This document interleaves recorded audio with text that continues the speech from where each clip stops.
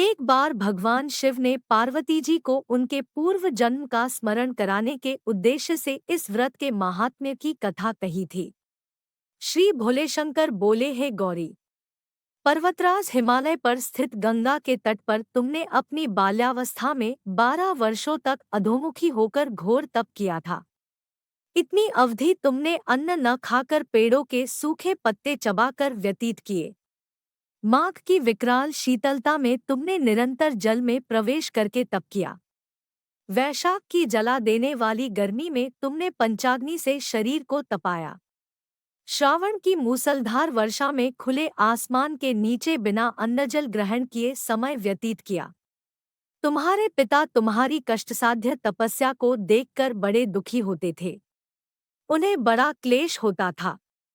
भाद्रपद शुक्ल तृतीया को हस्त नक्षत्र था। उस दिन तुमने रेत के शिवलिंग का निर्माण करके व्रत किया। रात भर मेरी स्तुति के गीत गाकर जागी। तुम्हारी इस कष्ट साध्य तपस्या के प्रभाव से मेरा आसन डोलने लगा। मेरी समाधि टूट गई।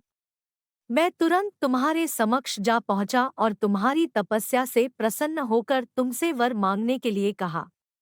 तब अपनी तपस्या के फलस्वरूप मुझे अपने समक्ष पाकर तुमने कहा, मैं हृदय से आपको पति के रूप में वरण कर चुकी हूँ। यदि आप सचमुच मेरी तपस्या से प्रसन्न होकर आप यहाँ पधारे हैं तो मुझे अपनी अर्धांगिनी के रूप में स्वीकार कर लीजिए। तब मैं तथास्तु कहकर कैलाश पर्वत पर लौट आया। प्रातः होते ही तुमने पूजा की समस्त सामग्री को नदी में प्रवाहित करके अपनी सहेली सहित व्रत का पारणा किया। उसी समय अपने मित्रबंधु व दरबारियों सहित गिरिराज तुम्हें खोजते खोजते वहां आ पहुँचे और तुम्हारी इस कष्ट साध्य तपस्या का कारण तथा उद्देश्य पूछा। उस समय तुम्हारी दशा को देखकर गिरिराज अत्यधिक दुखी हुए और पीड़ा के कारण उनकी आंखों में आंसू उमड़ आए थे। गिरिराज मान गए और तुम्हें घर ले गए। कुछ समय के पश्चात शास्त्रोक्त विधि विधान पूर्वक उन्होंने हम दोनों को विवाह सूत्र में बांध दिया।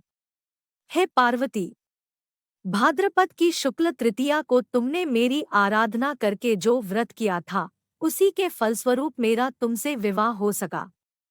इसका महत्व यह है कि मैं इस व्रत को करने वाली कुनारियों को मनोवांछित फल देता हूँ। इसलिए सौभाग्य की इच्छा करने वाली प्रत्येक युवती को यह व्रत पूरी एकनिष्ठा तथा आस्था से करना चाहिए। हरियाली तीज सुहागिन महिलाओं के लिए हरियाली तीज का यह पर्व विशेष महत्व रखता है। हरियाली तीज के दिन सुहागिन महिलाएं अपने पति की लंबी उम्र की कामना करने के लिए भगवान शिव और माता पार्वती की पूजा करती है। इस दिन महिलाएं श्रृंगार करती हैं और हाथों में मेहंदी लगाती हैं।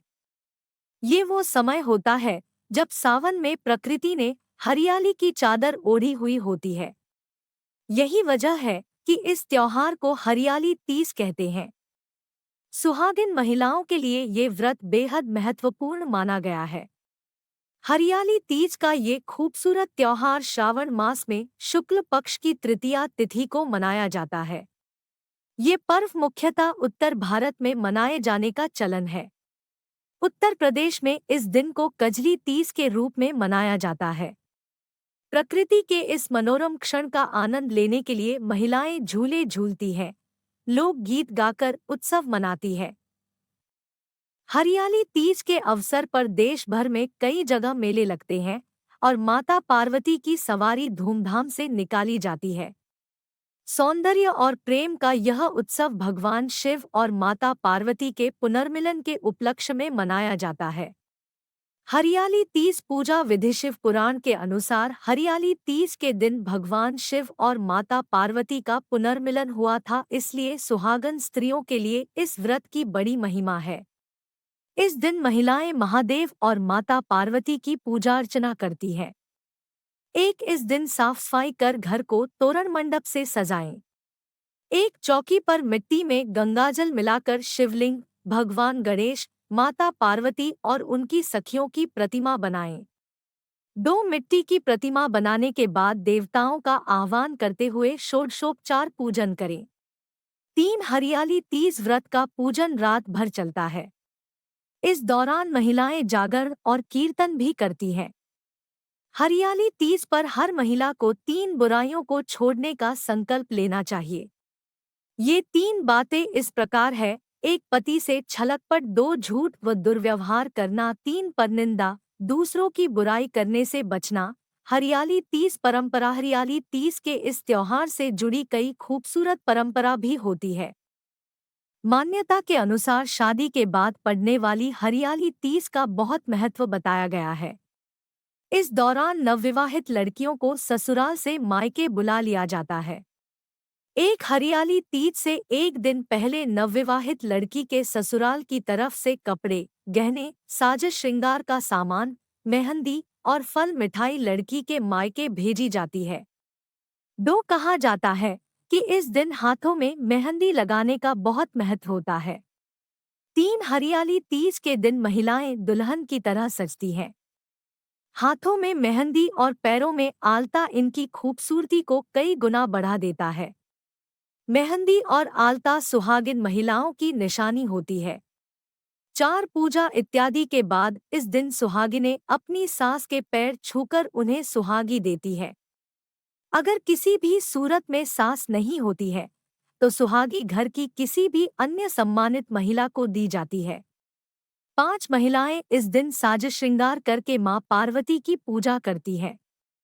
6 इस दिन एक और खूबसूरत परंपरा का पालन किया जाता है, जिसमें बागों में झूले लगाए जाते हैं और महिलाएं इस पर झूलती और लोकगीत पर नाचती गाती है। हरियाली तीज का पौराणिक महत्व। हिंदू धर्म में हर व्रत, पर्व और त्योहार का पौराणिक महत्व होता है और उससे जुड़ी कोई रोचक कहानी व कथा होती है। हरियाली तीज उत्सव को भी भगवान शिव और माता पार्वती के पुनर्मिलन के उपलक्ष्य में मनाया जाता है। पौराणिक मान्यता के अनुसार माता पार्वती ने भगवान शिव को पति के रूप में पाने के लिए कठोर तप किया था।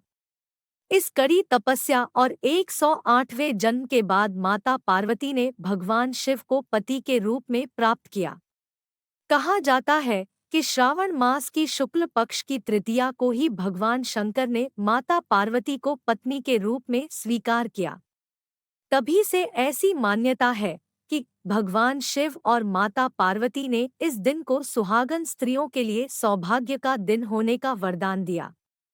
इसलिए हरियाली तीज पर भगवान शिव और माता पार्वती का पूजन और व्रत करने से विवाहित स्त्री सौभाग्यवती रहती है और घर परिवार में सुख समृद्धि आती है। श्री नमः शिवाय।